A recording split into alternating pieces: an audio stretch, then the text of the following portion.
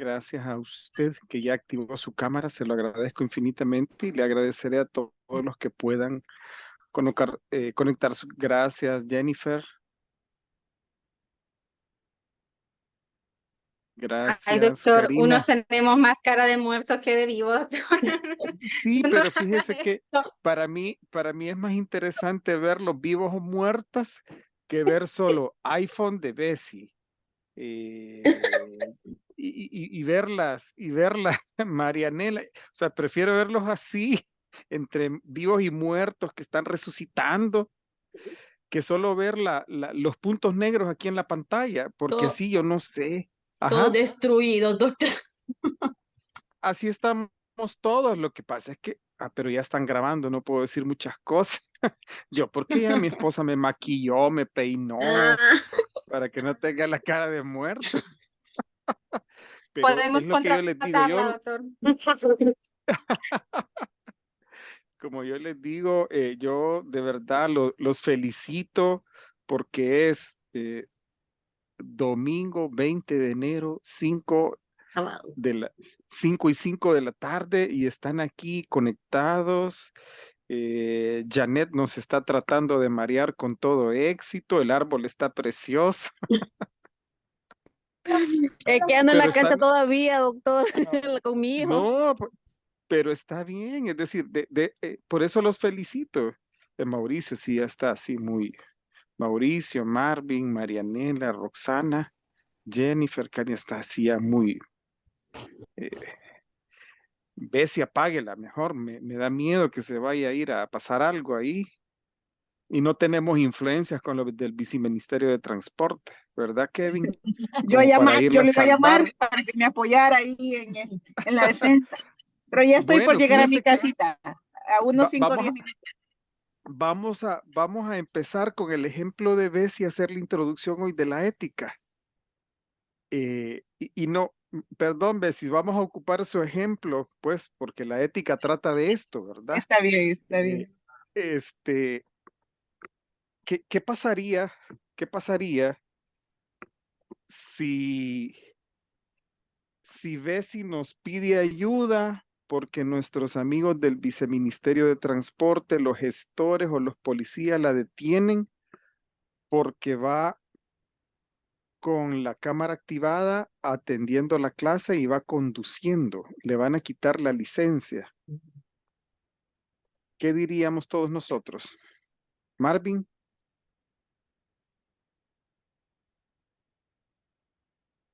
Buenas tardes. buenas tardes. Bueno, que no fuera, no es ético tratar de, en este caso, defender a ver si está incumpliendo una ley de tránsito, por ejemplo. Pero es que si no se conecta, yo le voy a poner 0. Pero igual fuera una falta de ética en ese caso, aunque estuviera justificada en cierto sentido, ¿verdad? ¿Por Por qué la sería una condición falta de ética, Kevin?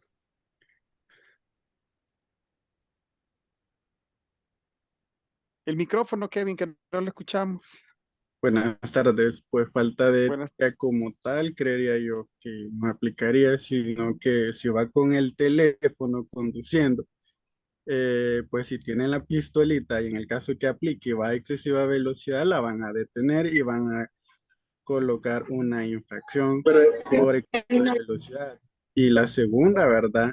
Otra por distracción con el teléfono. Un momentito, Kevin, que no. Perdón, Kevin, que no lo escuchaba bien.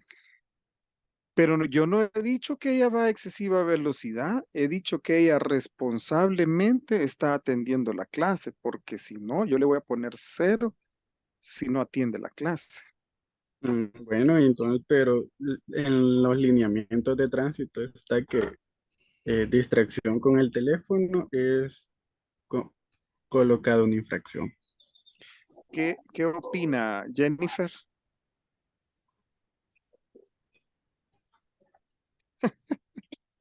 Desde la Pobrecito. ética, de-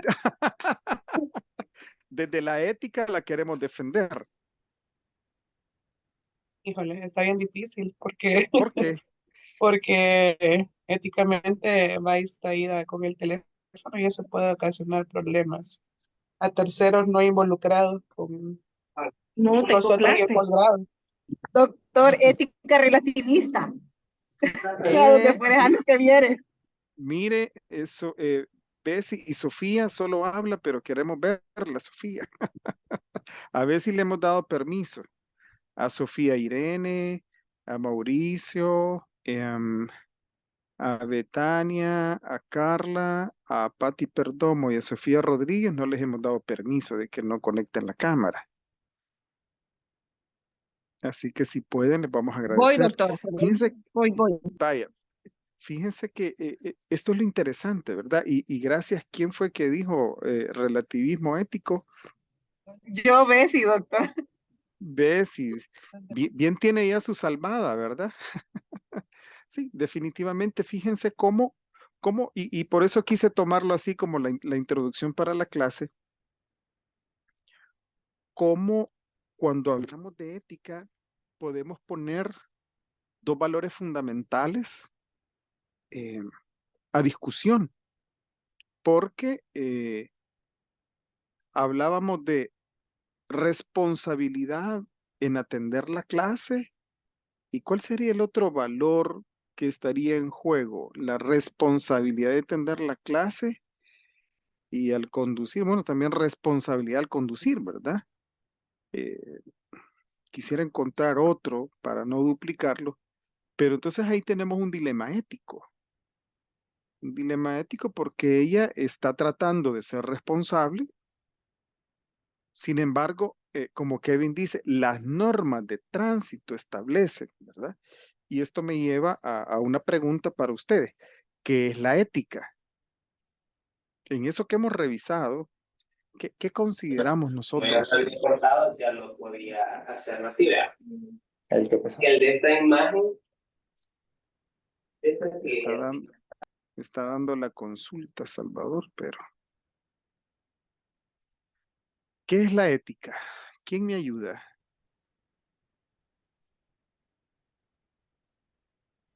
Karina, ¿qué es la ética? Es, es Adelante, Karina. como una disciplina que se encarga quizás de estudiar el comportamiento humano, parte de su pensamiento quizás. Disciplina que estudia el comportamiento humano y su disciplina. Sofía. Hasta aquí, Sofía. Adelante, Sofía. Principios, doctor, por el cual se rige el ser humano.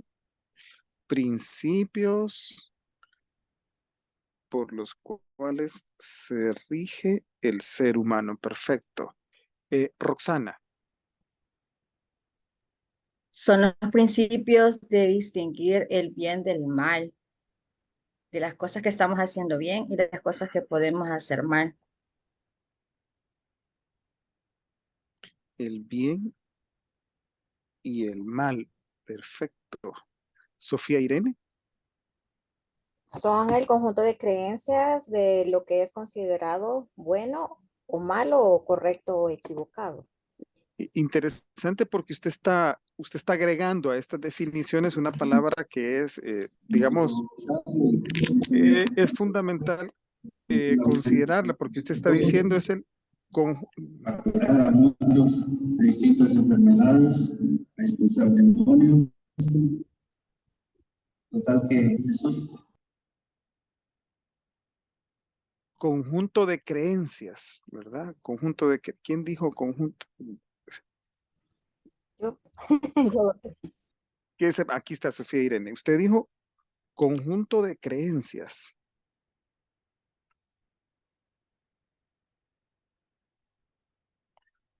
Adelante, Marianela.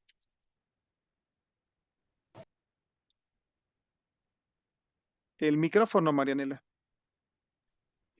La conducta con la cual nos regimos, ya sea una conducta buena o una conducta mala, ¿verdad? Así como vamos direccionándonos en la vida, ya sea personal, profesional, familiar, en cualquiera de los ámbitos que nosotros nos desenvolvamos. Todavía no entremos a los ámbitos de aplicación, Marianela. Quedémonos en porque después vamos a ir a ir a eso, a esa parte de la aplicación, ¿verdad? Pero fíjense Ok. qué interesante. Jennifer, Iba a decir eso también, que es la creencia de lo que está bien o está mal en relación a las conductas de las personas, pero que también tiene que ver con deberes, derechos, respeto de estos.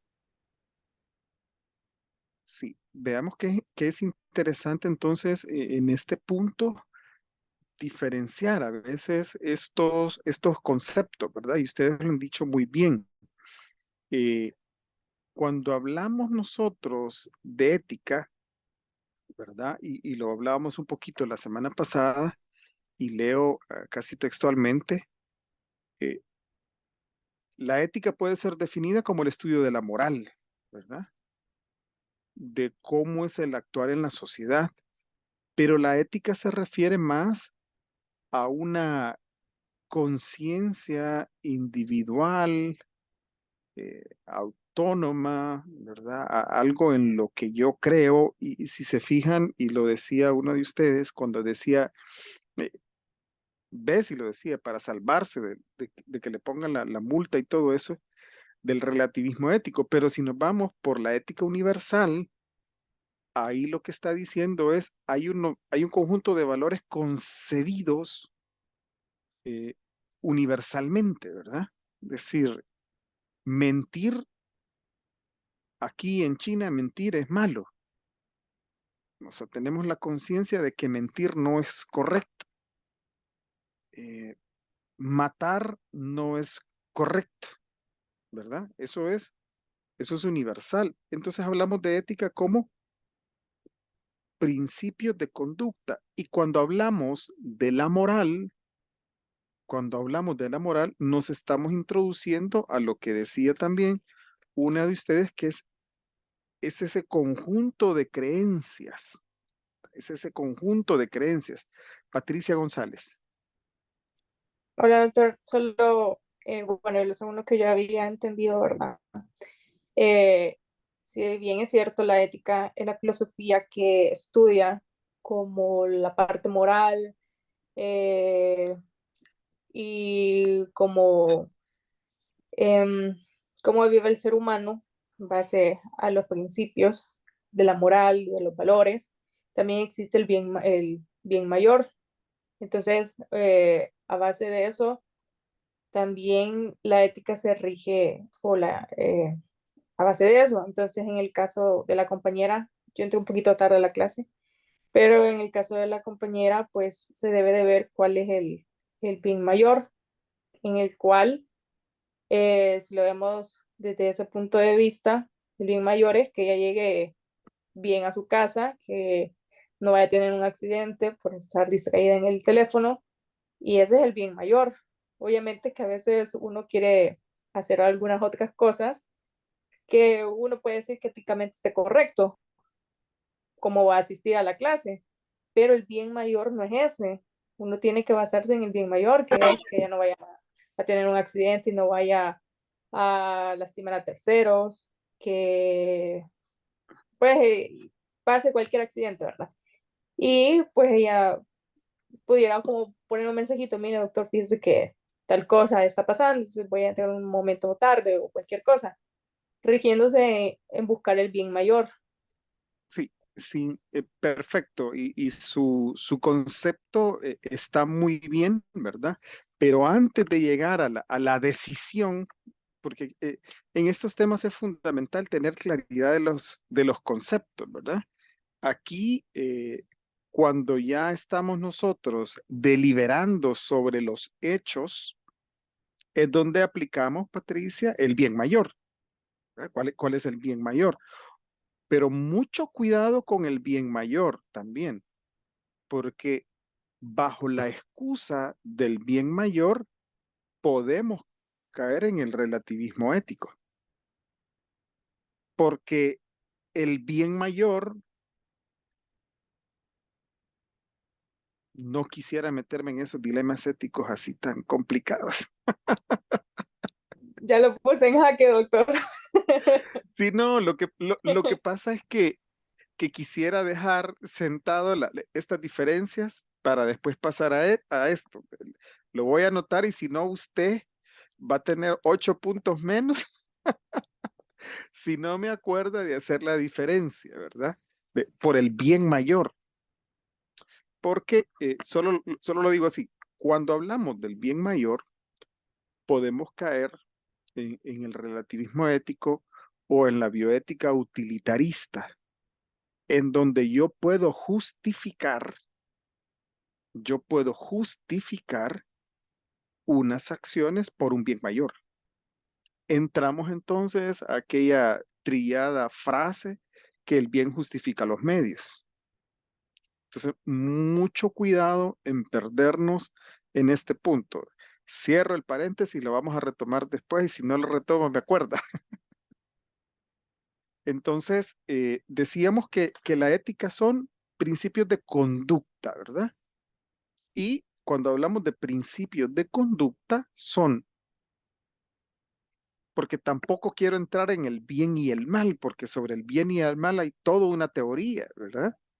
Hay toda una teoría sobre el bien menor, el mal menor, el mal mayor y cuáles pueden ser todas aquellas consideraciones sobre el mal también. Pero entonces decimos sobre la ética, ¿verdad? Que procede del griego ethos, que quiere decir costumbre o hábito, que es la manera de hacer o de adquirir las cosas. Y fíjense cómo la Real Academia de la Lengua Española define la ética. Por eso les digo, a mí siempre me gusta irnos por los conceptos. Muchas veces nos queremos ir a la aplicación, pero no abordamos los conceptos. Dice sobre la ética, conjunto de normas morales que rigen la conducta de la persona en cualquier ámbito de la vida.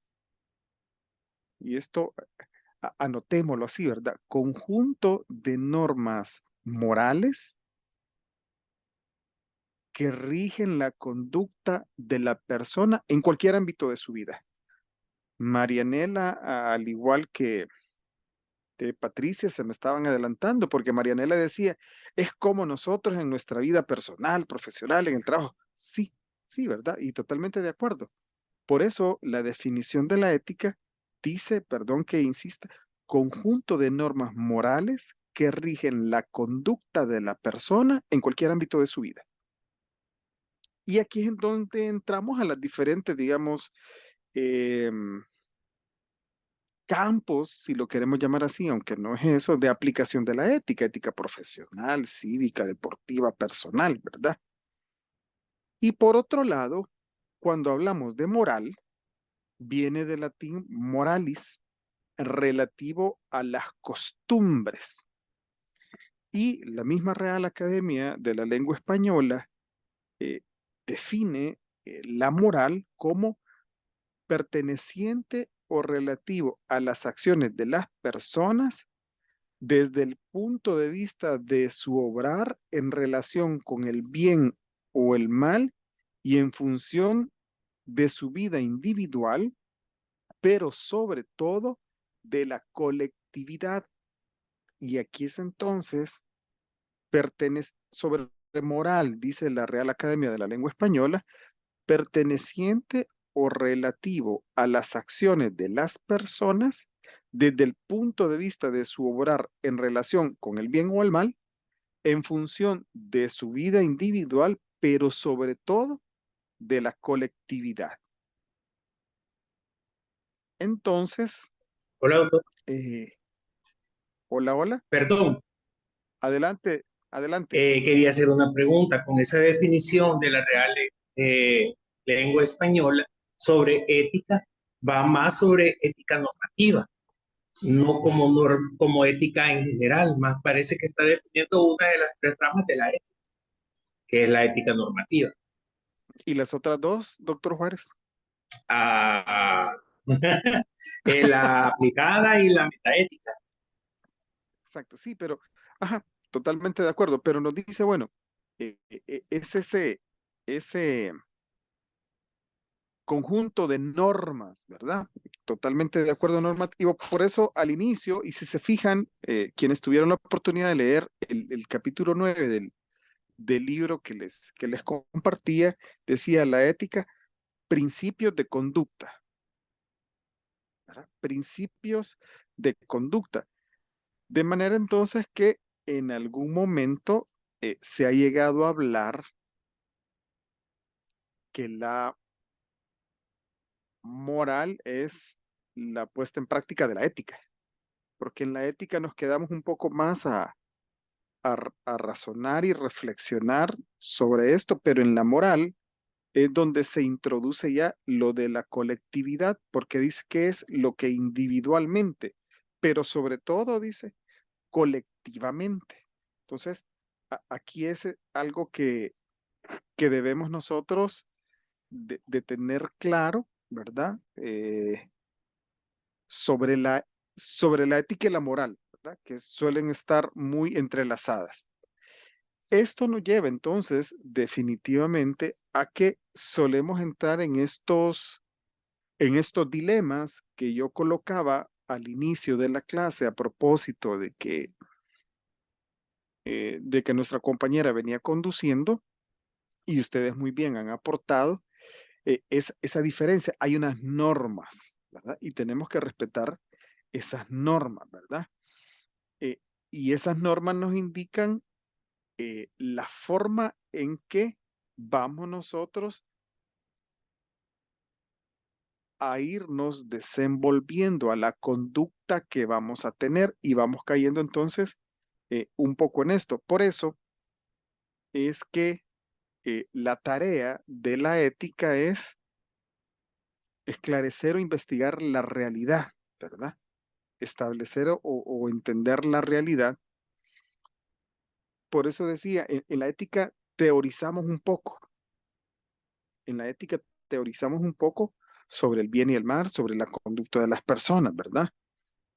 Eh, y tenemos aquí en la ética unos valores universales y entramos entonces ya, si quieren, a estas dos grandes corrientes de la ética que nos presentaba el libro, que me parecieron muy, muy interesantes porque no estaba hablando de libros de filosofía, ¿verdad? Sobre ética podemos empezar a hablar de Aristóteles, de Kant y de todos estos grandes filósofos que escribieron sobre esto y que fueron quienes sentaron las bases de todo esto. Sin embargo, a nosotros lo que nos interesa en este momento es que podamos tener claridad sobre, sobre estos conceptos para el momento de la aplicación práctica. ¿Sí? Para el momento de la aplicación. Estaba revisando los trabajos que ustedes han presentado. Por aquí los tengo. Mejorar la atención de los pacientes que consultan en el área de emergencia del Hospital Policlínico Sacamil.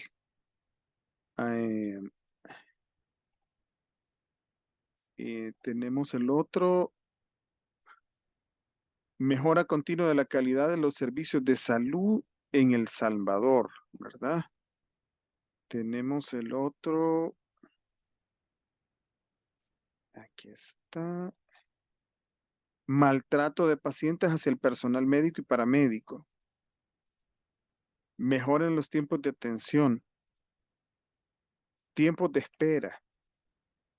Entiendo que es reducir los tiempos de espera. Y este es limitada socialización de la información entre el personal administrativo y del área de emergencia del Hospital San Rafael.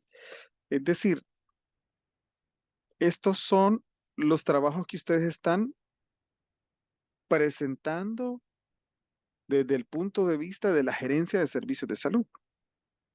Lo interesante y el ejercicio con el que vamos a ir construyendo en estas semanas es cómo introducimos el tema de la ética, ¿verdad? Cómo introducimos el tema de los valores, ¿verdad? Y por eso es la administración por valores en estos temas. Y entonces aquí sí me permito preguntarles, ¿Qué opinamos nosotros de estos dos grandes conceptos que se presentan? Por un lado, el universalismo ético y por otro lado, el relativismo ético.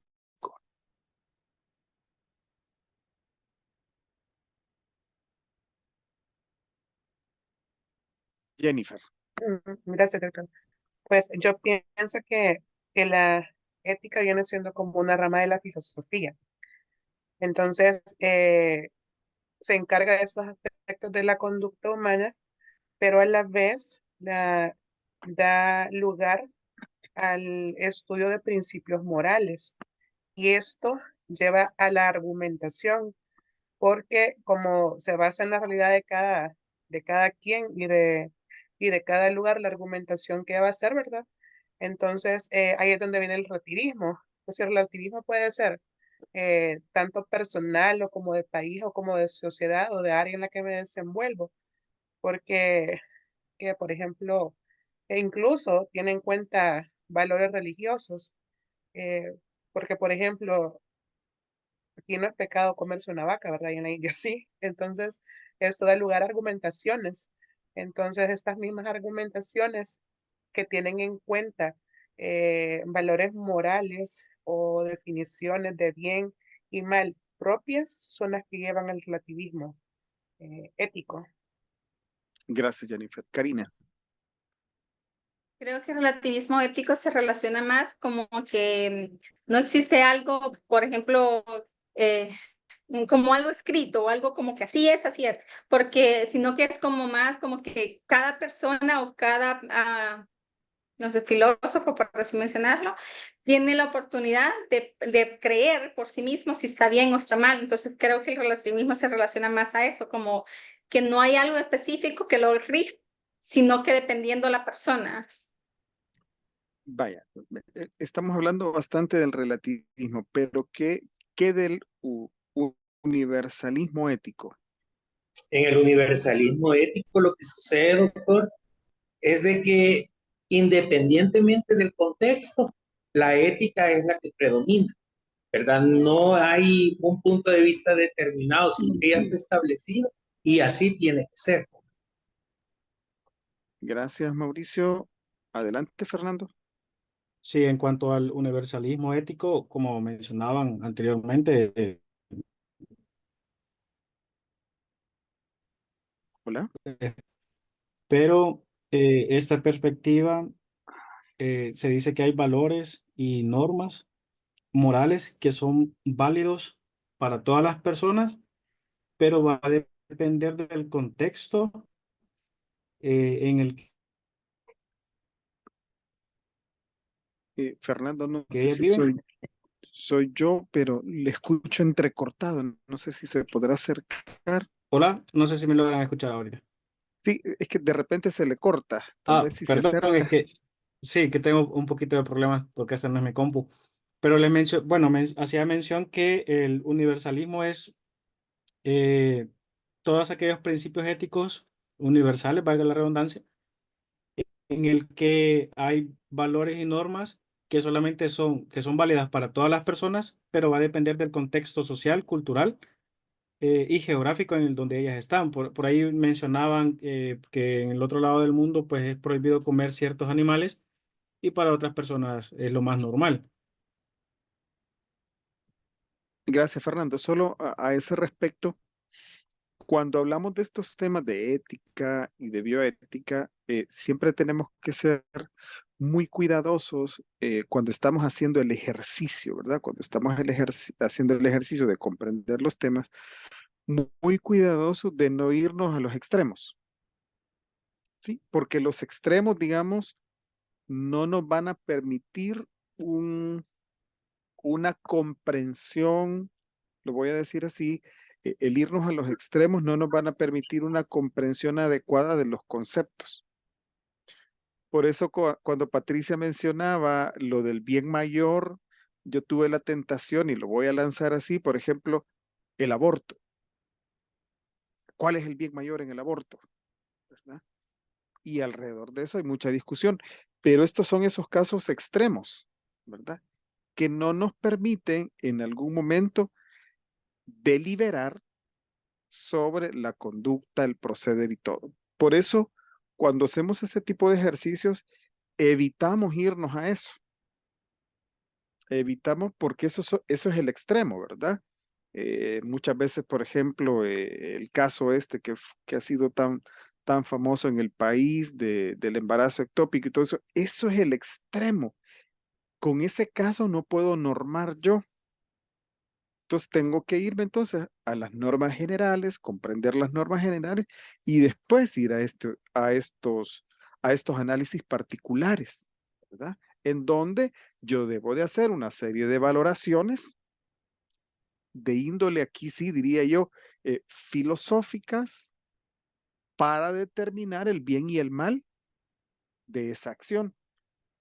Por eso no me quería ir, Patricia, y me dio risa cuando usted introdujo el tema del bien mayor, porque es parte de este ejercicio, pero eso ya, lo fundamental es comprenderlo acá, ¿verdad? Tener esta claridad. Entonces, ¿alguna otra opinión sobre el universalismo ético de lo que nos dijo de lo que pudimos captar de la lectura? Guadalupe. Sí, lo que dice la lectura es que en el universalismo trasciende cualquier cultura, creencia o religión. Y en cambio, en el relativismo se adecua a cada situación y eso puede caer en moralidades. Exacto, ¿verdad? Dice, y leo textualmente, ¿verdad? Hay un recuadro que dice ahí, la escuela del universalismo ético sostiene que las nociones comunes en múltiples culturas y países sobre lo que constituye lo bueno y lo malo dan origen a estándares éticos universales que se aplican a los miembros de todas las sociedades, empresas y personas dedicadas, aquí dice, a los negocios, ¿verdad? Pero entonces, estas normas, ¿verdad? Este conjunto de valores se aplican a todos, ¿verdad? ¿Cuáles podrían ser las bondades de trabajar bajo el universalismo ético? ¿Qué opinan ustedes? Patricia, ya que usted me metió en el problema del bien mayor. Hola, Doc. No, bueno, el universalismo ético es como usted lo estaba mencionando antes, que alrededor del mundo, pues, es malo matar, ¿verdad? O alrededor del mundo es malo mentir o dar información falsa respecto a X o Y cosa, ¿verdad? Entonces, digamos, a mí se me ocurre, ¿verdad? Que al trabajar o estar bajo esta ética universal, por lo menos usted como que tiene una idea de que si usted va a otro país, obviamente van a regir las mismas normas éticas en otro lado del mundo. Obviamente usted va a ir, no sé, a China y ahí usted ya sabe que es prohibido matar en cualquier lugar del mundo, pues no va a ir a hacer eso. Entonces es como que universalmente usted ya sabe ciertas condiciones o ciertas normativas que vamos a tener todos los humanos. Y a base de eso usted puede tener un actuar, ya sea aquí o en otro lugar, de una forma como correcta de la sociedad. Eso se me ocurre a mí. Eh, Mauricio Pérez, ¿qué opina de lo que Patricia González dice que dice el libro? Bueno, Doc, mire, yo creo que realmente sí hay principios, valores, eh, no sé, normas que están, no sé si impuestas, pues, o que han nacido de la misma sociedad y en su conjunto, pues, son comunes en diferentes culturas, en diferentes países, ¿verdad? Entonces, eh, pues esos principios rigen la conducta humana de manera similar, tal vez no exacta, pero de manera similar en diferentes culturas. Y es por eso que se dice que son universales, ¿verdad? Aunque quizás no en el mismo grado, ¿verdad? O en la misma intensidad, pero sí se aplica por la mayoría de personas, ¿verdad? ¿Alguna otra opinión del universalismo de acuerdo a lo que pudimos leer? El ser universal es objetivo. Gracias. Guadalupe. Que se aplica a todas las personas por igual y por ende también a todas las empresas.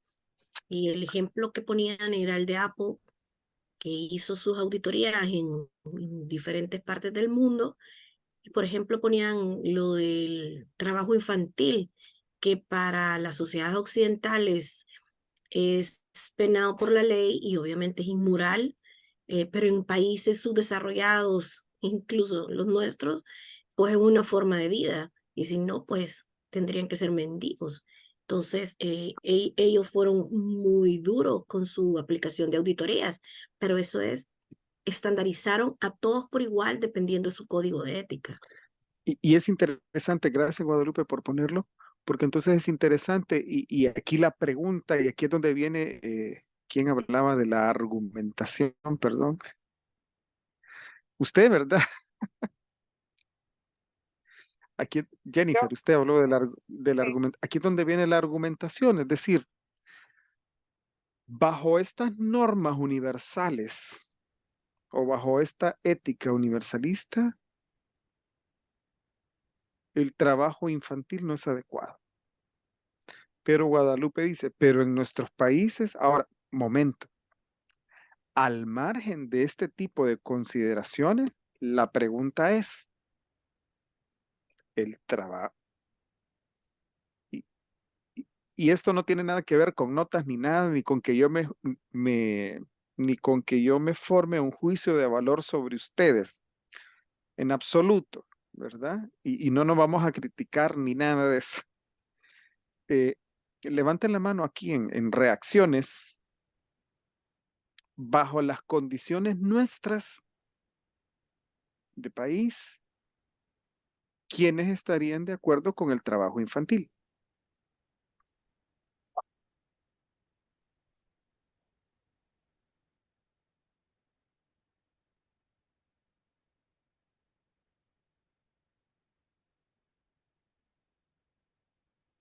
Nadie, ¿verdad?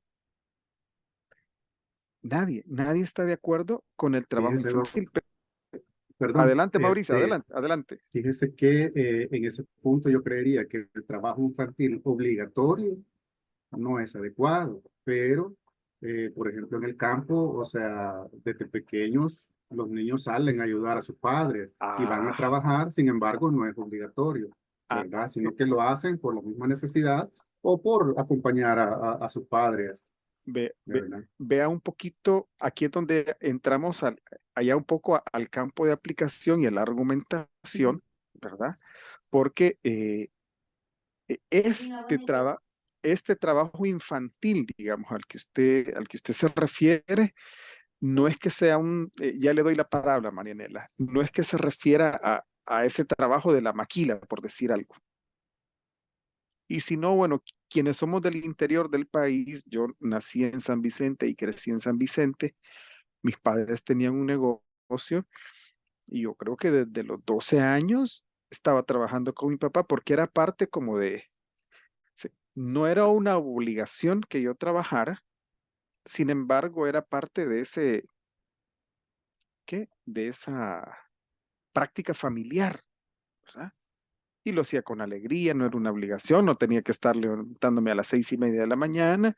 Mi horario de trabajo era como de 9:30 y podía tomar los refrigerios y todo lo demás, ¿verdad? Y trabajaba, iba, igual en el campo, ¿verdad? Es como una práctica y aquí es donde vamos a la parte de estas creencias que es una práctica. Sin embargo, el trabajo infantil ya remunerado, que represente una fuente de ingresos principal, ahí quizás es donde no estaríamos de acuerdo, ¿verdad? Es decir, y les voy a poner el caso y ojalá que después no me manden a llamar por, por todas las leyes. Mi hijo está ilusionado porque va a ser instructor en el curso de verano de su colegio, mi hijo de 12 años, dice, porque le van a pagar, no sé, ese $50 por todo el mes que va a ser instructor, pero él está ilusionado, ¿verdad? Él está ilusionado porque va a ayudar a otros niños y todo lo demás, es decir, pero no es una condición de obligación, ¿verdad? No es una condición de obligación. Marianela, perdone. No, yo quizás comentando un poco con lo que dijo Mauricio, ¿verdad? Que eso es parte, quizás lo del trabajo, de la dinámica familiar. O sea, podríamos mencionar, Perdón, esa es la palabra, ujú, dinámica familiar, ujú, eso es, ajá. porque es como que no solo en el campo, sino que también aquí en la ciudad, vaya, en mi caso personal, o sea, no es que trabajen mi hija sino que tienen ciertas responsabilidades que cumplir, que considero yo que se tienen que poner para que ellos en su desarrollo y su formación, valga la redundancia, vayan adquiriendo el sentido de la responsabilidad, como lavar los platos, ordenar su cama. O sea, no es un trabajo. Y de alguna otra manera uno puede decir, vaya, porque bueno, yo tengo un ejemplo, yo tengo un trato con mi hija, va, si vos limpias y arreglas, yo te compro tal cosa. Entonces, pero no sería tanto así como un trabajo infantil, sino que es como parte de la dinámica que llevamos para crearle a ella ese sentido de la responsabilidad, considero yo, no sé si estoy haciendo mal. Sí, pero no es un trabajo propiamente dicho, ¿verdad? No es un trabajo Ujú. propiamente dicho. Es decir, aquí estamos, diría yo, y me corrigen, y aquí voy yo también como padre de familia. Es decir, vamos a ver, depende de las notas, el tiempo que vas a usar la Switch, ¿verdad? O depende de si está arreglada la cama, si está arreglado tu cuarto, el uso de la televisión en la semana. Es decir, esos son acuerdos porque estamos tratando de formar una conducta en nuestros hijos. Pero en muchos países, y creo que haber leído también sobre la empresa Sara, que en algunos países son niños los que trabajan, ¿verdad? Entonces, aquí es donde ya no. Aquí es donde el universalismo ético tiene esa validez y yo diría esa fortaleza, porque nos permite entonces a nosotros tener un estándar, ¿verdad? ¿Qué es lo que ustedes, con los trabajos que ustedes están presentando, con esa diversidad de trabajos que están presentando, a qué es lo que aspiran? Díganme. Salvador, ¿a qué aspiran con el trabajo que ustedes están presentando? ¿Cuál es esa norma? ¿Cuál es ese estándar al que ustedes aspiran desde el trabajo que ustedes están realizando? Pues prácticamente es brindar elementos, ¿no?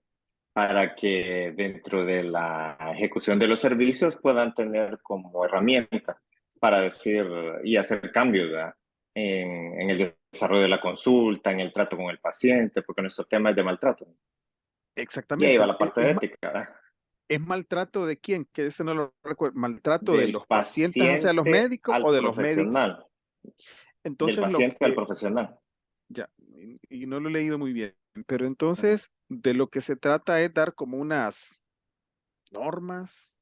No tanto normal, sino que el hecho de tener herramientas de cómo manejar esos casos, porque a veces el Ya, mismo personal no tiene justificación como para decir cómo voy a justificar esta situación o cómo voy a actuar ante esta situación, porque se ahí dan está. muchos casos. Pero ahí está el punto al que quería llegar, ¿verdad? Lo que están tratando ustedes, si bien es cierto, no es normar, pero es estandarizar, es decir, ante X o Y situación, ¿cuál podría ser mi actuar? ¿Sí o no? Exacto. Un poco por ahí. Entonces estamos estandarizando.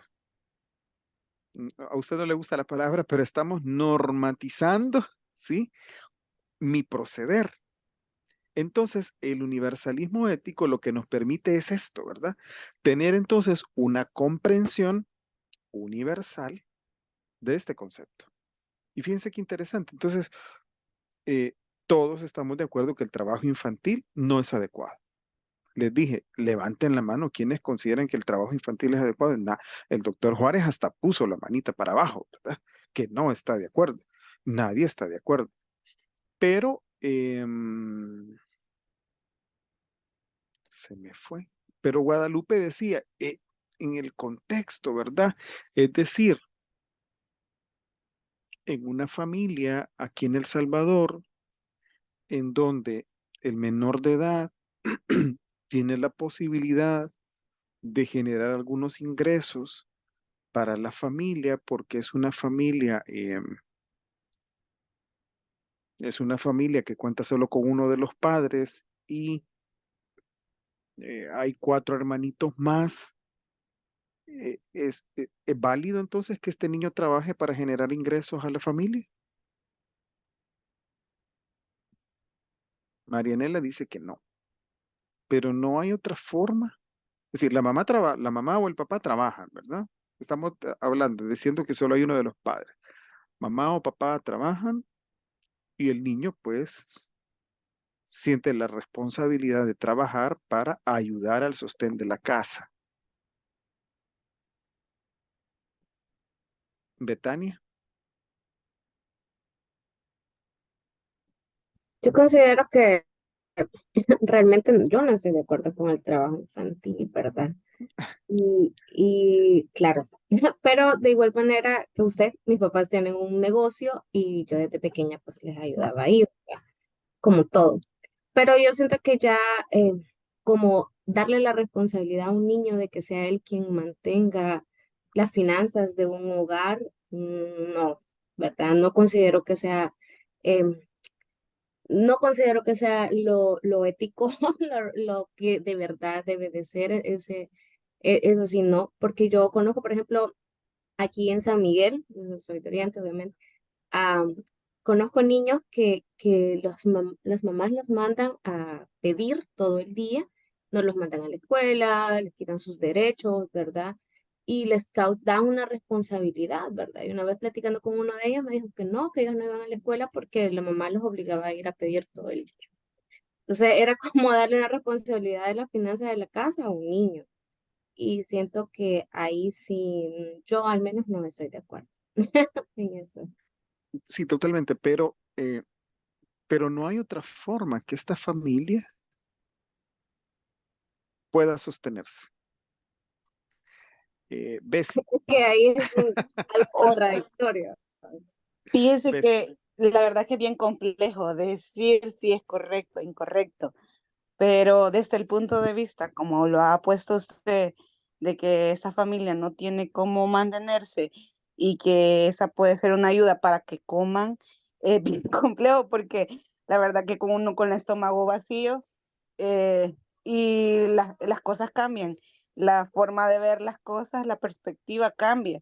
Y si ese niño, que no debería de, pero va a ayudar para que para que coma su familia hasta cierto punto y no pasen completamente cosas que, digámoslo así, pasarían si no tuviera la oportunidad. Yo no estoy de acuerdo en el trabajo infantil, claro, pero sí he visto situaciones en donde la pobreza llega a ser tan extrema que una oportunidad así es como no sé, como algo que les cambia la vida para poder tener la oportunidad de adquirir cosas o necesidades básicas. Entonces, yo, viendo la necesidad, digámoslo así, me pondría quizás a favor de, solo que a mí me interesaría ver en qué condiciones va a estar el trabajo, por ejemplo, de ese niño, ¿verdad? Pero sí es bien difícil porque esto es bien complicado desde el punto de vista que, o sea, la necesidad, uno cuando está en una necesidad de hambre, de vestimenta, de casa, cambia la situación. Y vean cómo es me encantó, cómo es la argumentación, ¿verdad? Salvador.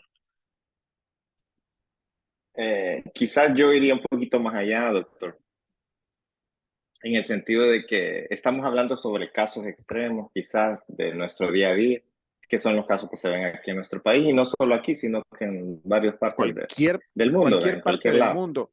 Y voy a Pero voy decir, al... perdón Ajá. que lo interrumpa, No, no, y dale, no dale. solo aquí, es aquí, en países desarrollados, en cualquier lugar se da esto. Adelante, perdón. Entonces, pero le planteo el caso y se los planteo en general, ¿verdad? ¿Hasta dónde llega nuestra nuestra norma ética o esa universalidad de principios éticos. En el caso que usted mencionaba, el hecho de que hay indicios de que niños en alguna parte en Bangladesh o donde sea fabrican la ropa de Zara, o que niños están en minas de excavación y ellos son los que sacan, por ejemplo, unas piedras que sirven para fabricar cosméticos. Y ahí tenemos los cosméticos.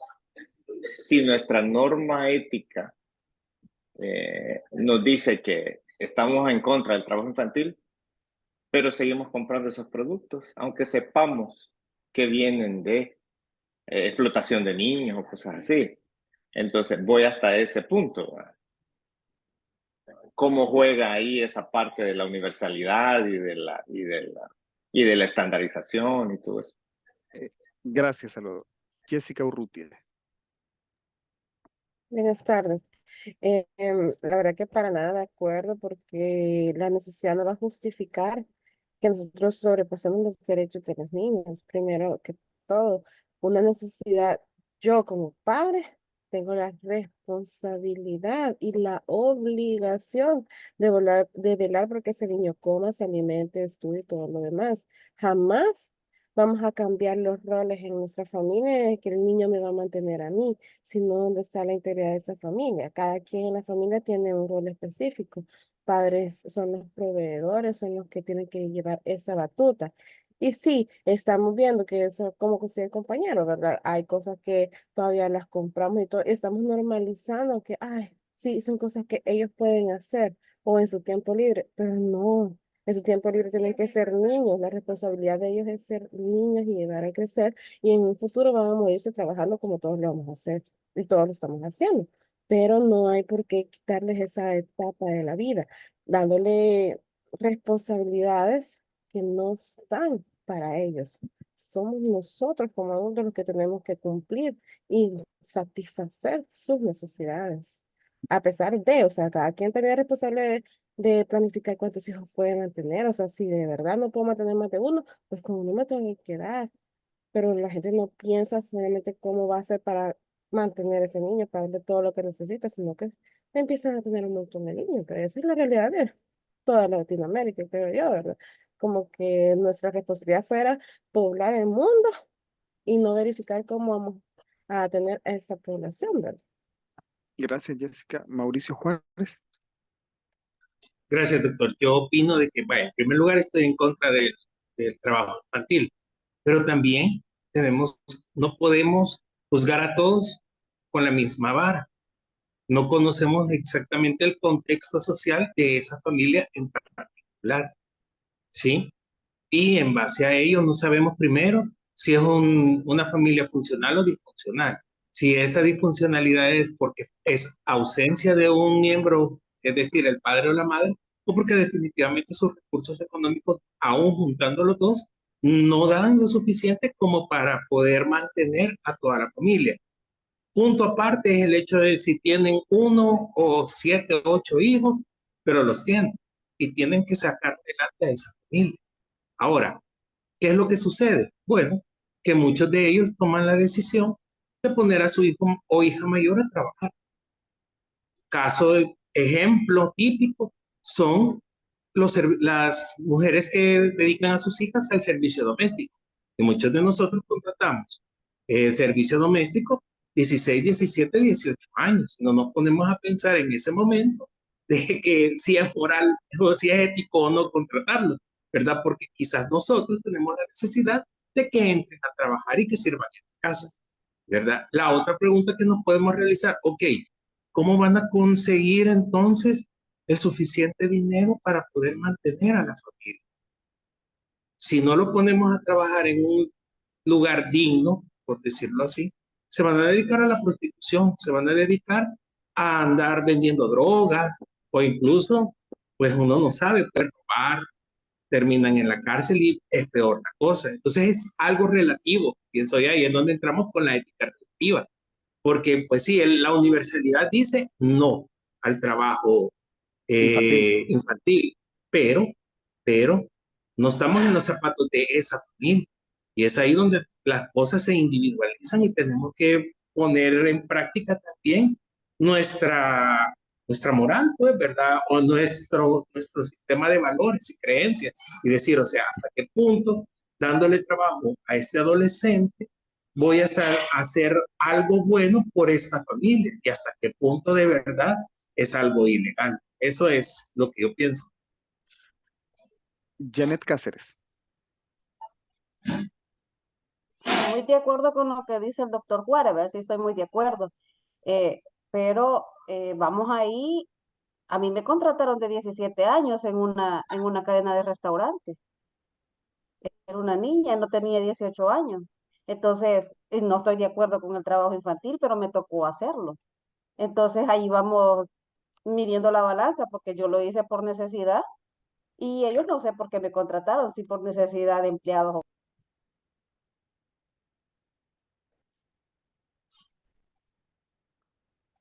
Mauricio Pérez. Sí, yo creo que cuando analizamos quizás un valor en particular, ahí sí podemos ser bastante específicos, concretos, en decir si está bien o está mal. Pero cuando comparamos diferentes valores en una misma situación, que es lo que decía la compañera antes, o sea, ¿cuál es el bien mayor, vea? O qué importa más, o sea, que un niño se muera de hambre o permitirle trabajar en ciertas condiciones.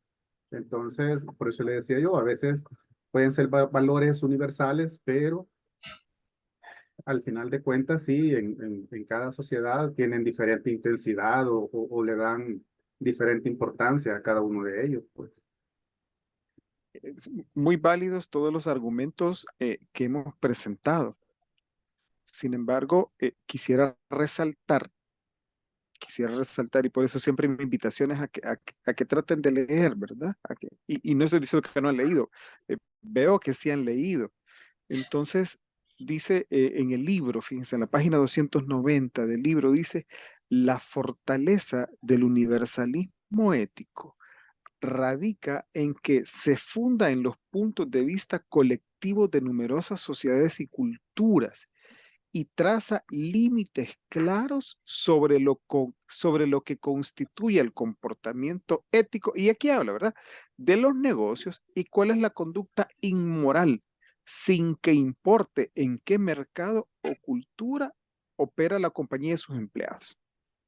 Quiere decir entonces que el universalismo ético lo que nos permite es ese estándar de oro, de lo que consideramos el bien y el mal. Sin embargo, el tema que yo les puse es bastante controversial del trabajo infantil. El mismo libro lo desarrolla cuando habla del universalismo, del relativismo ético. Uno de los ejemplos que pone precisamente, dice, es el empleo del trabajo infantil. Y sobre el relativismo ético, dice el libro, sostiene que las diversas creencias religiosas, usos y costumbres y normas de conducta en distintos países dan origen a múltiples conjuntos de estándares referente a lo que es éticamente bueno o malo. ¿Sí? Hay una diversidad de concepción de lo que puede ser éticamente bueno o malo. Estos estándares diversos implican que lo correcto o incorrecto de acciones de negocios dependen de estándares éticos locales. Es decir, pareciera ser entonces que estamos adecuando estos valores universales a la condición de cada uno de nosotros o a las condiciones que se pueden presentar. Y dice más adelante el libro, conforme al relativismo ético, no hay un conjunto que se adapte a todas las normas éticas auténticas con el cual comparar la conducta, ¿verdad? Y dice más adelante, la regla relativista, al lugar que fueres, haz lo que vieres, parece razonable. Sin embargo, plantea un gran problema.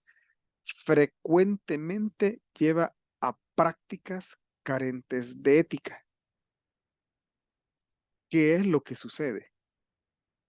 definitivamente el trabajo infantil, no estamos de acuerdo con el trabajo infantil.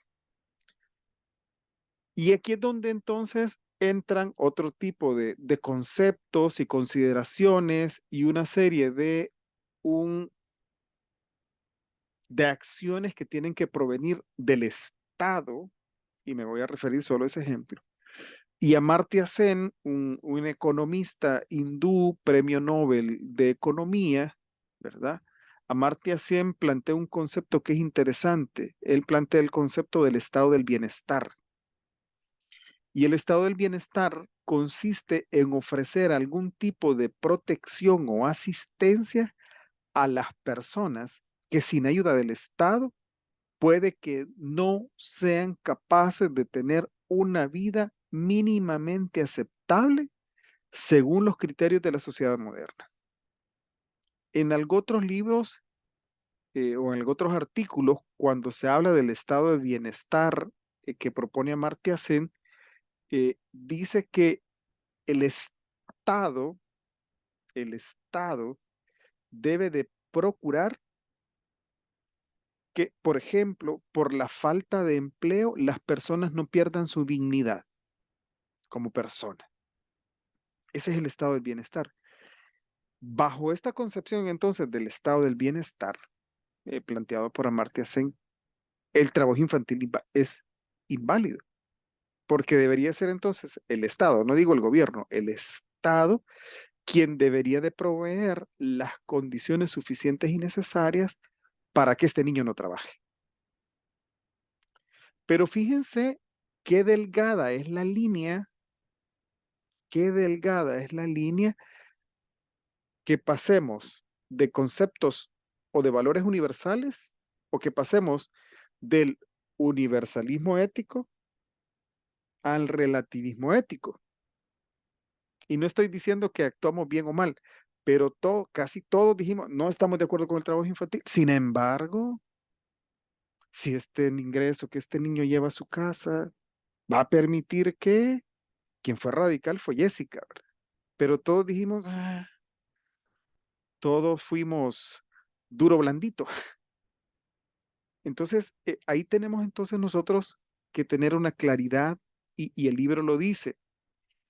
A veces entonces el relativismo ético nos puede llevar a unas conductas que no son las mejores.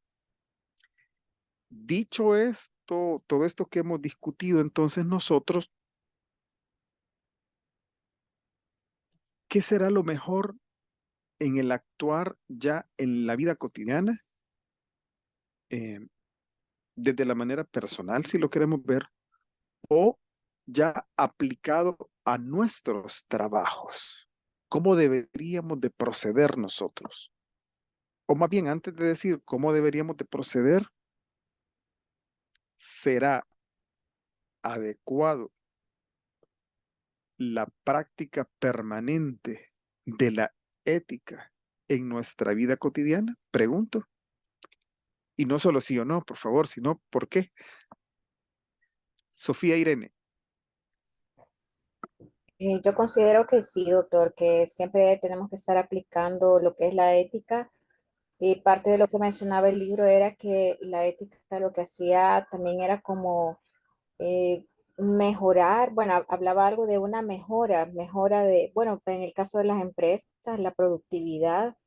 Y creo que, bueno, la ética al final lo que nos hace es también ser personas que podamos ser confiables. Entonces, ajá, personas confiables, una persona que pueda dar ese ejemplo y que por tanto, pues eso también sea como transmitido a los que nos rodean para que esa cultura se cree una cultura de ética. Entonces, desde mi punto de vista, sí debería ser aplicada siempre pues algo universal, porque definitivamente no podemos decir en los trabajos, bueno, aquí como estamos en tal país, voy a aceptar por decir algo el soborno, como mencionaba en el El libro. libro. Exacto, mencionaba el trabajo infantil, pero también mencionaba la parte del soborno, pero en nuestros trabajos no podemos decir, bueno, como en América Latina aceptamos el soborno también en mi trabajo, o sea, considero desde mi punto de vista que no. Gracias, Sofía. Patricia. Hola, Doc. Vaya, yo opino lo siguiente, de que deberíamos de todos practicar la ética, pues desde niños, que se nos inculquen los valores y todo. Yo opino también que cuando ya tenemos los problemas o los casos, como esto del trabajo infantil, como lo del aborto, como cualquier otro tema que es como muy controversial, ahí es donde sí a todo el mundo queremos ocupar la ética, pero si desde un principio siempre hubiéramos sido unas personas que practicaran la ética y los valores morales, pues obviamente no llegáramos quizás a esos casos extremos como aquí en el país, pues en la área rural es bien visto o es bien común que las familias tengan más de 3, 4 o 5 hijos. Y como dijo una compañera, o sea, uno tiene que ser consciente de cuántos hijos puede realmente darle una buena calidad de vida y quedarse con el número de hijos que uno pueda mantener o no mantener, sino que darles una vida digna.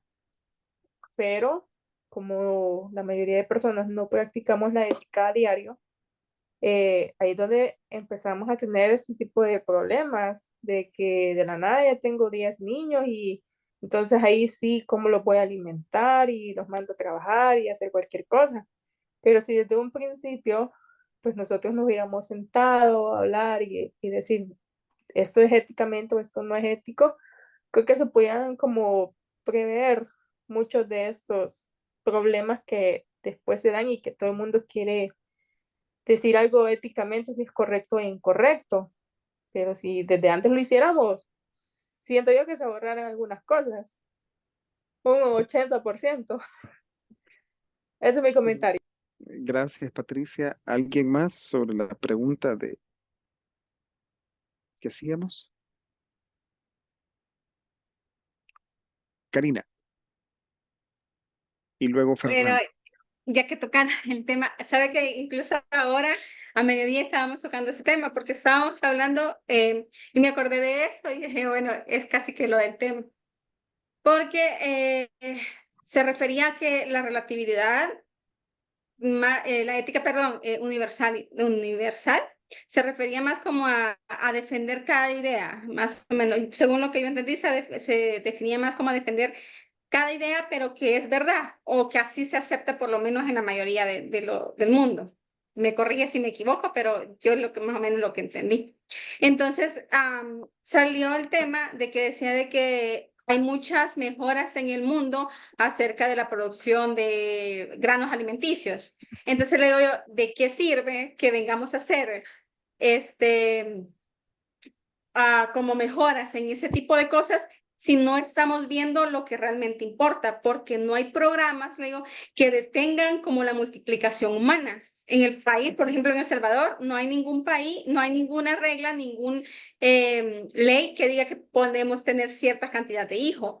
Tampoco exigen o piden que a las mujeres de X edad les den como anticonceptivos o las esterilicen después de X hijos. Entonces, ¿dónde es que quedamos entonces? ¿De qué sirve que seamos tan inteligentes, que estemos desarrollando, si estamos llevando al país a que no va a prosperar? Entonces me sale la otra persona con la que estaba hablando y me dice, no, me dice, pero eso dependiendo cómo lo vean. Y yo, sí, es moral, le dije, o sea, porque si se da cuenta, para mí me parece mal que una familia tenga más de 2 hijos. Y no me quejo, mi familia es de 5, o sea, somos 3 hijos. Pero a mí me parece mal que las familias tengan más de 2 hijos, porque si usted le quiere dar una buena educación, un buen desarrollo a esos niños, yo pienso que 2 hijos bastan y sobran para que primero se multiplique o crezca su amor familiar y segundo, siento que van a tener una mejor calidad de vida, a mi criterio. Entonces él me dice, no, porque si imagínate, uno de esos hijos muere, yo, o sea, realmente es dependiendo cómo lo vea. Según mi moral o mi forma de ver las cosas, siento que, eso, que debería de ser como estricto, por así mencionarlo, o habría algo que regular, pero para esa persona está mal lo que yo estoy pensando. Entonces me acordé de eso y dije, esto parece más como que fuera universal. Todo el mundo apoya eso, el nacimiento de un niño y lo ve bien, pero no todos les parece lo correcto. Yo pienso que algo así se reacciona. No sé si estoy mal en mi idea. Ya vamos a aclarar. Solo denme un momentito, que tengo un problemita aquí en la compu. Un momentito, un momentito.